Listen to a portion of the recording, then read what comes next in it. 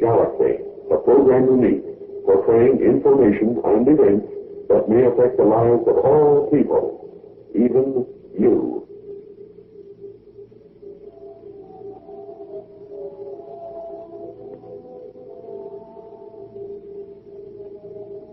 Friends, our space brother Klala now presents a continuation of the subject, Spacecraft. We are privileged to again present Klala. What would happen to an individual attempting to break the magnetic barrier? In order for any type of craft to remove itself from your planet's magnetic influence, it is necessary for a type of field to be developed completely encircling the craft involved. This field has to provide not only that function, but that of being able to change its very atomic polarity.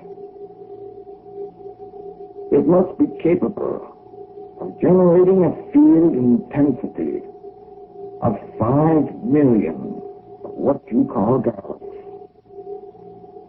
This spherical field extends approximately 25 feet in all directions beyond the limits of our craft.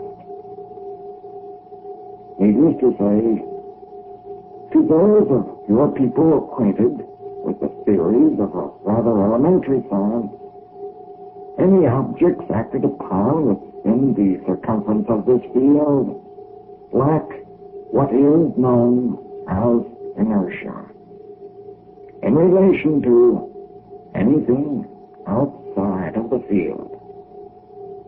Therefore, the effects of that known as acceleration and deceleration, of offensive movement or change of direction, are not apparent.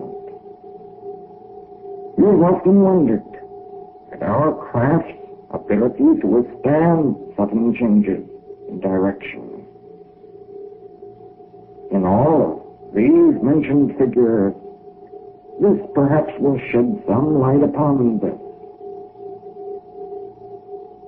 A secondary function of this field is its changing its very atomic polarity.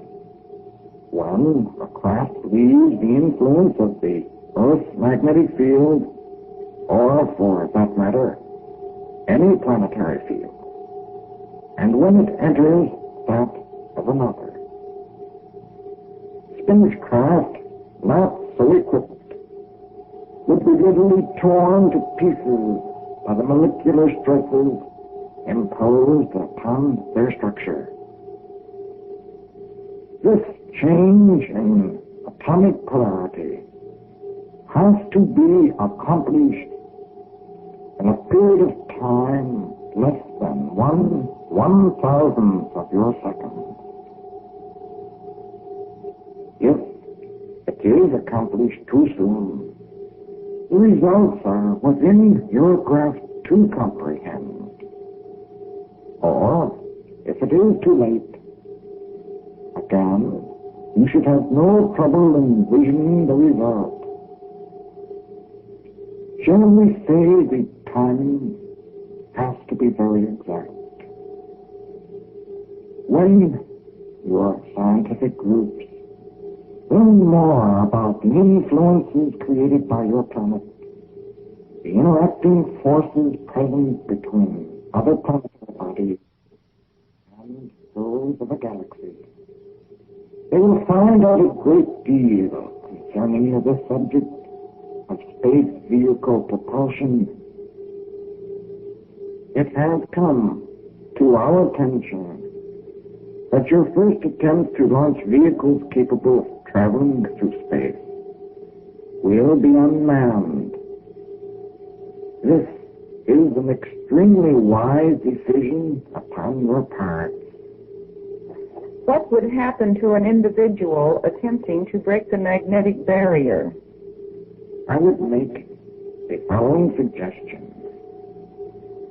That being that should there ever arise an occasion when, through your own ignorance, a craft containing an occupant of any life form is hurled through space, and such a condition as that I have described would occur, it would be our duty to remove the occupant of that vehicle.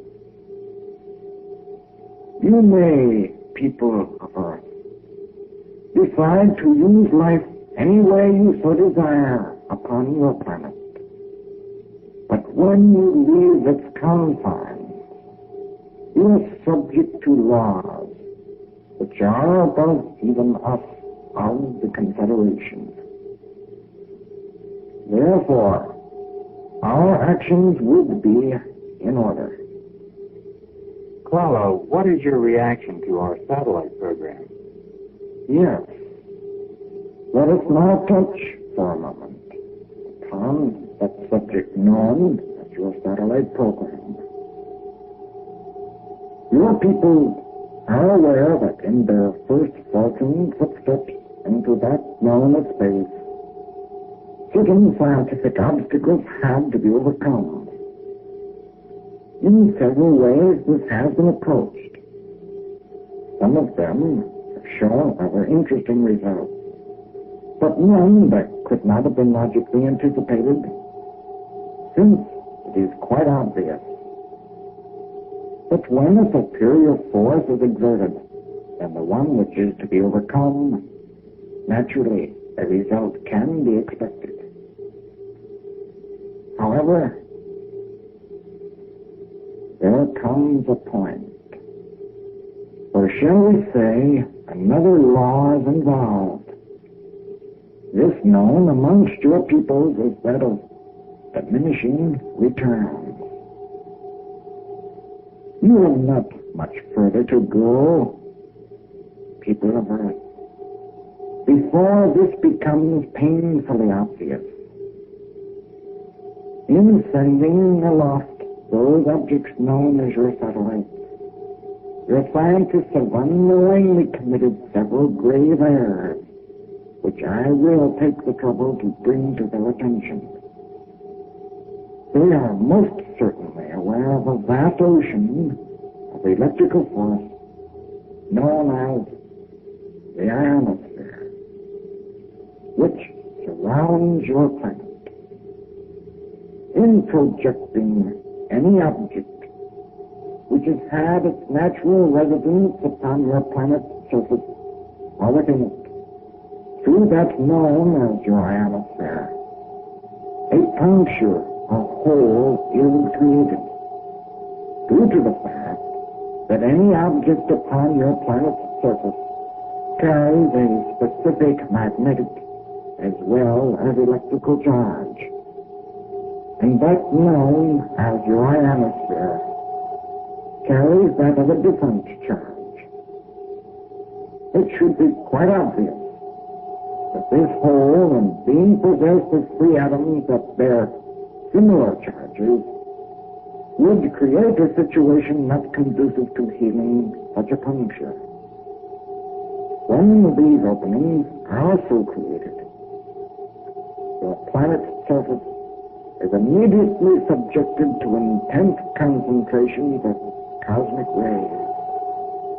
The effects of additional radiation bombardment from this source do neither the vegetation nor the inhabitants of your planet anything known as good.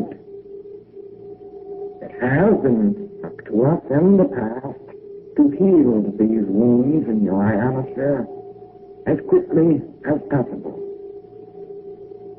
In the case where your vehicles prescribe an orbit which continually takes them through the ionosphere on every orbital pass, it has been necessary to attach to your satellites devices capable of automatically sealing each break or puncture. Your scientists shall soon become aware of this. would you care to comment on the apparent disappearance of some of our rocket experiments? There are several of your space vehicles which have disappeared.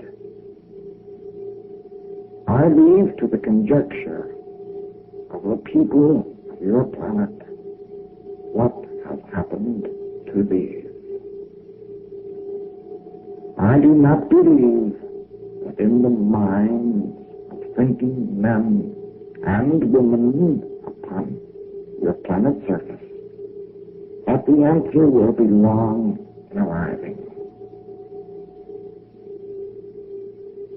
This, my brothers and sisters of Earth, concludes my remarks at this time.